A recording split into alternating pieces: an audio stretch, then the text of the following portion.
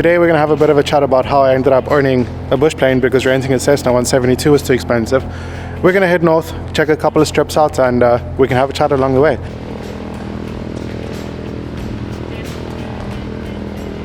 Just down at the fuel pump, that cost me $430 for about an hour's worth of flying. So that's directly out of pocket. When I did do my pilot's license, I did it in a 172, like a Cessna 172. And the reason being is I wanted to go like commercial, maybe even ATP, like airline pilot, and got my pilot's license. It was pretty expensive. At the time it was like 2,300, 2,600 rand an hour. Tried the Cessna 150 and that was also just as expensive. Because like per hour it was actually a bit cheaper. It was like a few $100 cheaper. But what happened is because you're flying so slowly, like you're actually spending more time in the air.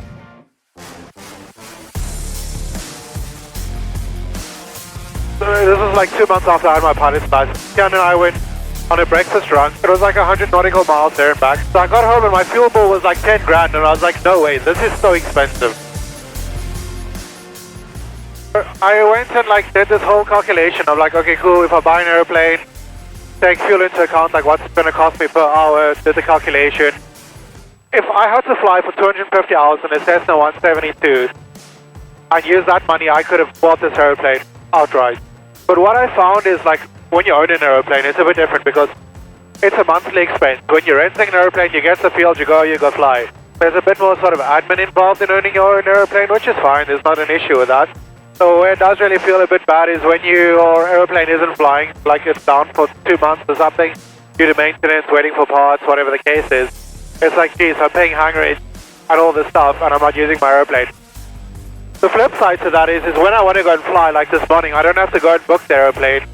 It's always available. I can get in and go and fly, which is really awesome. Like, it just makes things so much more accessible, I found. And to be honest, I'm not rich, like, far from it. You know, there are sacrifices I needed to make. I had to chat to my wife about, like, owning the airplane. You know, it's like maybe we do less breakfast, you know, it's less go-aways, that kind of thing. But on the flip side, when we do go away, you go away with the airplane. So it's like, you know, instead of a trip somewhere in the car for a week long, you take an airplane for a micro-adventure every week. I think the moment I decided to buy a bush plane specifically, or get into the bush flying, was I'd pretty much say it's up to Trent Coleman watching his channel. Like, it just looks so awesome. And I always wanted to get my pilot's license. You know, and Echo Mike Yankee was a good buy at the time. It was a good base, something clean. So that's how I ended up with Echo Mike Yankee. And I'm glad I did, because I've had so many cool missions with this airplane. Traffic in the Altona area. Echo Mike Yankee, Bushbaby is inbound from the east. Low level, any traffic in the area?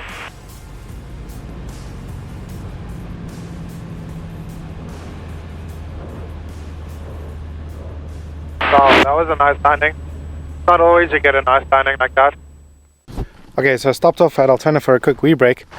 So whilst we're here, like we might as well just keep chatting. I think if I had to do anything differently, I'd probably budget differently because, you know, you budget X amount, I would have probably added a bit of a buffer into that because things do go wrong and then, you know, you budget X, but, you know, like maybe it's a bit more expensive. Owning versus renting, it depends on the amount of hours that you're going to fly. If you're going to fly 100 hours, there's the maths, you know, 2,600 Rand an hour for a Cessna 172, 260,000 Rand. So you can pick up a Bushbaby for 220,000, maybe a little bit more. Understand it's not the greatest, it's not the spec, but you own the asset at the end of the day. There are definitely people where renting an airplane is the way to go for them because of the situation. Maybe they don't know if they're going to be in a town for X amount, or, you know, lifestyle maybe affects that. But for me and my lifestyle and what we like doing is, yeah, was a no-brainer. I alluded to it a bit earlier where this airplane comes in, it sort of suits my mission. It's early mornings, you know, it's bush strips, it's gravel strips, you know, we're going camping, it's off to the pans, and yes, we haven't been to the pan for a while, we probably need to do that. Yes, things do go wrong, and when you're renting an airplane, that's not your problem. When you own the airplane, it's up to you to make sure that everything gets fixed. You know, you have your authority to fly, which is like your airworthiness certification and that kind of thing. That is up to you to organize. Now, there is a different way. If you don't necessarily have all the cash and you don't want to own an airplane, you don't want to rent an airplane, there is a different option where you can sort of purchase shares in an aircraft, because there are people that have sort of consortiums and things like that around where you can buy a share in an aircraft, and then, you know, yes, you're booking, but it's only 3 or 4 people booking, and the aeroplane is a lot more available.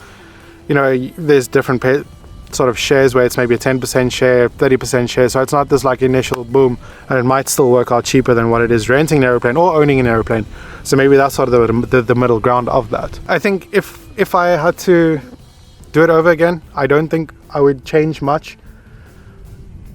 Only just be more aware to some of the costs, because I bought the aeroplane and like I said, I sort of calculated this is what it's going to cost per hour, but I never really took into account like, hey, I want a bigger engine and that's X amount, and you know, all these kinds of things. So I think, you know, if you do decide you're buying an aeroplane, a cheap aeroplane, that it's going to need work and it might cost a bit more in the long run, but still I'm at a point where if I've done the same amount of hours, I'd probably be 4-5x of what I have into this aeroplane if I was renting a Cessna 172.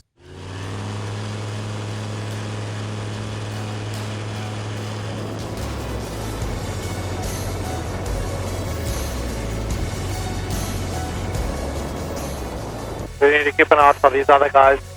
Okay, so I'm sitting at like 2,000. I need to clear quite a bit of airspace on the way back home. And it's so bumpy. It feels like I'm dangling in the sky. Like it's the worst feeling ever. I'm hoping it gets a bit less bumpy this side, because we've got the coast nearby. So it hasn't been the smoothest ride home.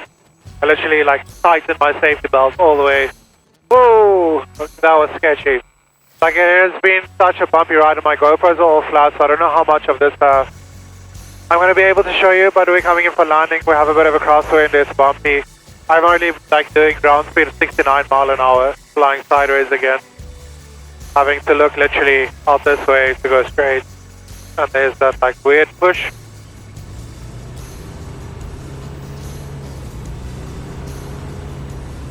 Cool.